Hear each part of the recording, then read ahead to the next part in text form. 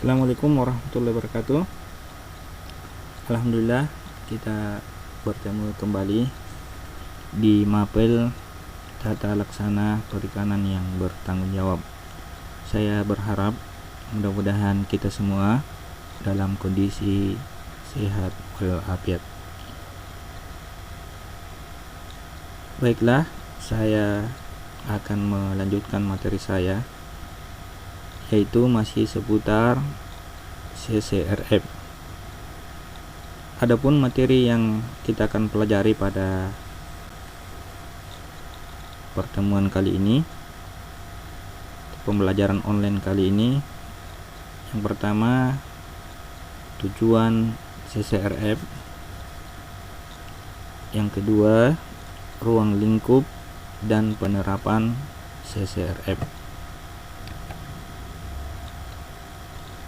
Jadi setelah mempelajari atau setelah menyimak materi ini, saya berharap kita semua dapat mengetahui tujuan atau CCRF ini. Begitupun juga kita dapat menjelaskan ruang lingkup dan penerapan CCRF itu sendiri. Baiklah, kita masuk di materi tujuan CCRF.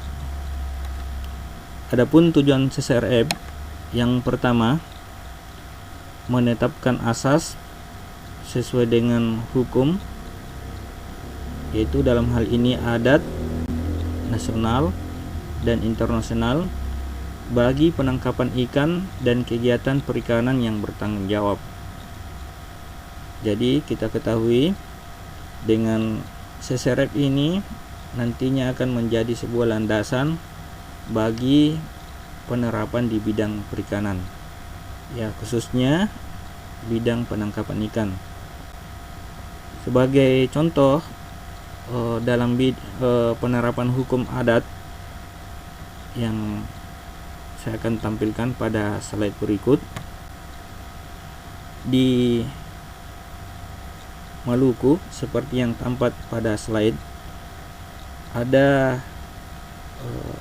pelestarian ikan yang dilakukan secara adat, di mana seperti pada gambar yang kita lihat itu budaya Sasi Lompa, di mana di sana dipercayakan kepada tokoh adat untuk menetapkan kapan untuk menangkap ikan dan kapan untuk menjaga kelestarian ikan tersebut dengan cara tidak menangkap. Jadi ikan ini diberikan kesempatan untuk tumbuh dan berkembang hingga akhirnya jika sudah mencapai umurnya, maka ikan tersebut sudah bisa dipanen. Ya, kita lihat seperti gambar, banyak orang yang rame-rame yang turun ke sungai atau di perairan untuk menangkap ikan.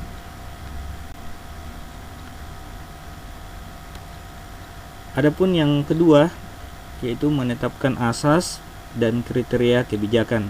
Jadi dengan adanya CCRF ini menjadi landasan atau asas untuk menetapkan kebijakan, misalnya dalam pengelolaan, dalam kegiatan-kegiatan yang menyangkut tentang bidang perikanan.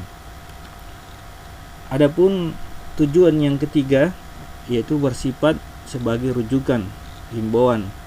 Jadi ini menjadi landasan supaya nantinya masyarakat atau semua aspek atau semua lapisan masyarakat yang akan berkepentingan di bidang perikanan ini ada tata aturan, ada rujukan untuk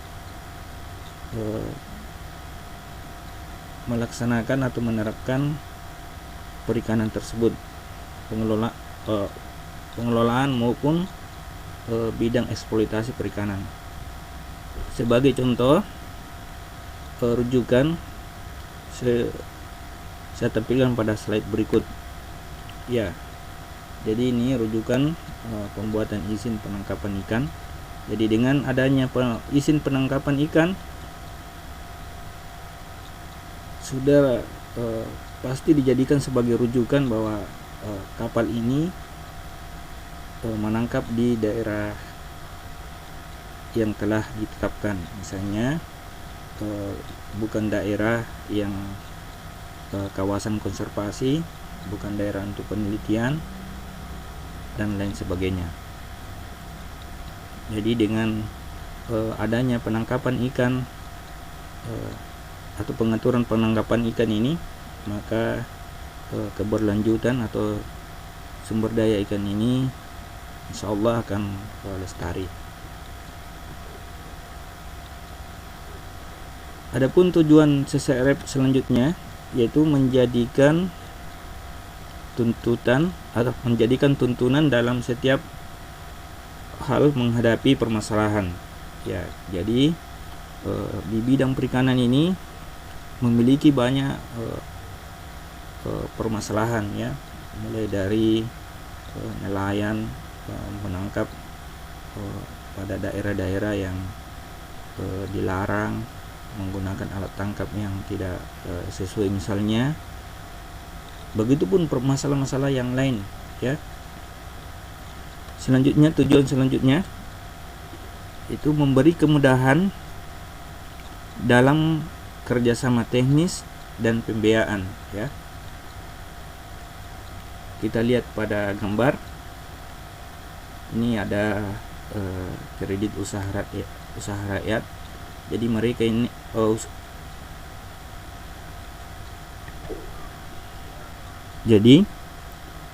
pemerintah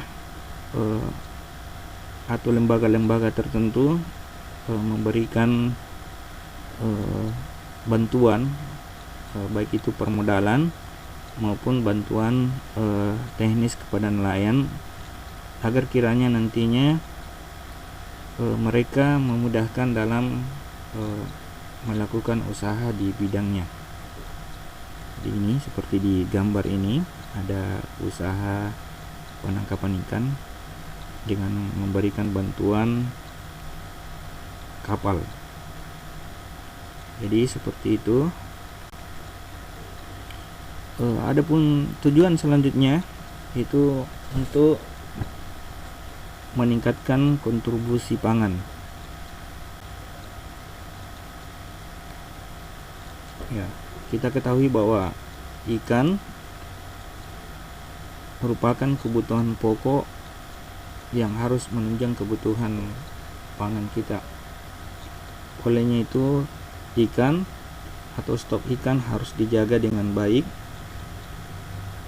Begitupun kelestarian alamnya supaya nantinya dapat berkelanjutan dan kita dapat menikmati hasilnya. Adapun tujuan selanjutnya yaitu upaya meningkatkan perlindungan sumber daya ikan.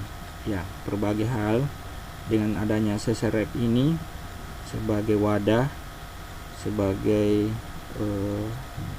landasan untuk memberikan perlindungan pada sumber daya perikanan. Sebagai contoh upaya perlindungan sumber daya ikan, salah satunya ini dengan melestarikan mangrove. Jadi kita ketahui dengan tumbuhnya mangrove maka memberikan peluang untuk organisme perairan utamanya di daerah pesisir berkembang biak. Jadi di mangrove ini banyak nutrien-nutrien, makanan-makanan. Di tempat ini juga sebagian organisme bisa bertelur atau berkembang biak untuk kelangsungan hidupnya. Jadi dengan melaksanakan upaya-upaya tersebut diharapkan dapat memberikan kontribusi dalam pelestarian sumber daya perikanan. Adapun tujuan CSRF selanjutnya senantiasa menggalakkan bisnis perikanan, namun harus sesuai dengan hukum, ya. Ya, kita ketahui bisnis perikanan ini mencakup banyak aspek, ya, mulai dari bisnis pengolahan, bisnis penangkapan ikan, bisnis budidaya ikan. Olehnya itu semua harus tertata dengan baik. Maka dibuatkanlah semacam hukum atau semacam aturan-aturan yang perlu menjadi landasan dalam penerapannya.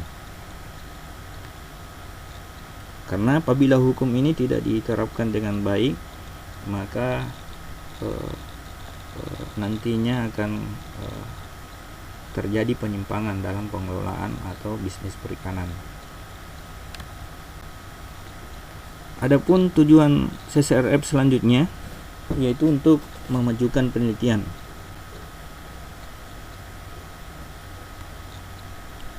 Ya, dengan adanya penelitian dapat mengembangkan riset-riset atau inovasi-inovasi terbaru guna pengembangan sumber daya, ya. Sebagai contoh kita lihat di gambar. Ini ada penelitian tentang budidaya perikanan. Di gambar sebelahnya ini bagaimana menggunakan alat tangkap yang ramah lingkungan. Jadi banyak peneliti-peneliti sekarang itu khusus bidang perikanan bagaimana memikirkan kalau kita menangkap ikan, memberikan kesempatan ikan-ikan yang masih kecil, yang masih ingin berkembang atau masih membutuhkan waktu untuk berkembang, agar ikan tersebut tidak tertangkap, ya.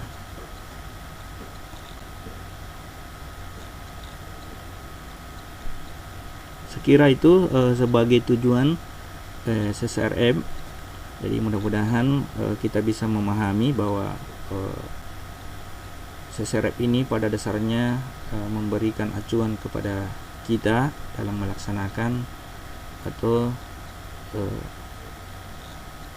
bertanggung jawab dalam penerapan di bidang perikanan. Adapun ruang lingkup CSRF itu sendiri, yang pertama pengelolaan perikanan, ya. Jadi pengelolaan perikanan ini menyangkut banyak aspek, mulai dari aspek hukum, aspek penggunaan fasilitas perikanan, begitupun yang lain sebagainya.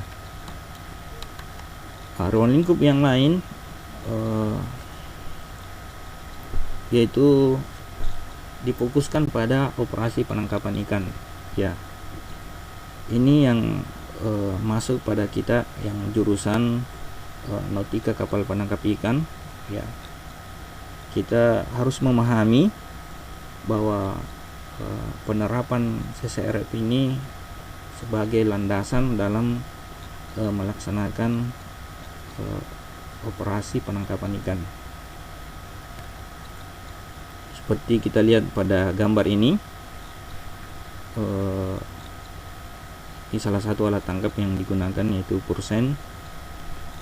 Bagaimana dalam pengelolaan sumber daya perikanan ini senantiasa berkelanjutan, ya, menggunakan alat tangkap yang ramah lingkungan, tidak menangkap pada daerah yang tidak dianjurkan, ya. Adapun ruang lingkup selanjutnya untuk bidang pengembangan aquacultur, ya. Aquacultur itu budidaya perikanan, ya.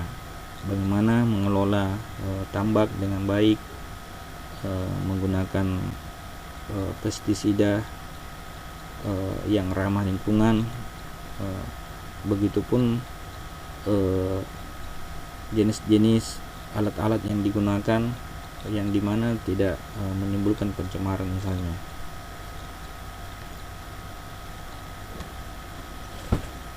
Ruang lingkup selanjutnya yaitu integrasi perikanan ke dalam pengelolaan kawasan pesisir. Apa itu kawasan pesisir? Kawasan pesisir yaitu kawasan yang berdekatan dengan wilayah laut, ya. Jadi mereka orang-orang yang tinggal di kawasan pesisir ini kehidupannya masih erat kaitannya dengan bidang perikanan, atau erat kaitannya dengan wilayah tersebut, dengan laut, ya. Walaupun kita ketahui bahwa di kondisi sekarang ini banyak yang tinggal di pesisir, walaupun pekerjaannya itu tidak bersentuhan langsung dengan bidang pesisir, namun dalam bidang pesisir ini diharapkan nantinya walaupun secara tidak langsung mereka bersentuhan misalnya, namun mereka memberikan kontribusi dalam bidang kelautan atau perikanan, ya. Nah, seperti ini kita gambarkan daerah pesisir, di mana misalnya di tempat ini ada daerah pelelangan ikan, ada tempat sandarnya kapal-kapal, ya, kapal-kapal penangkap ikan. Begitupun aktivitas-aktivitas lain yang ada di daerah kawasan pesisir. Adapun ruang lingkup pengelolaan seserep atau penerapan seserep selanjutnya itu menyangkut penanganan pasca panen dan perdagangan, ya. Bagaimana mengelola hasil tangkapan atau hasil alam maupun budidaya ini dengan baik, ya. Jadi semua harus diatur, mulai dari di mana ditangkap, menggunakan alat tangkap apa, apakah sesuai dengan aturan atau tidak, ya. Adapun ruang lingkup selanjutnya yaitu tentang penelitian perikanan, ya, seperti disebutkan tadi di tujuan, bahwa penelitian perikanan ini perlu dilaksanakan supaya ada riset, ada inovasi-inovasi terbaru guna keberlanjutan sumber daya kita.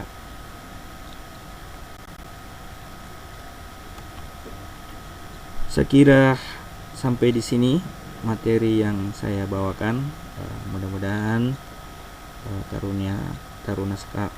taruna sekalian dapat memahami.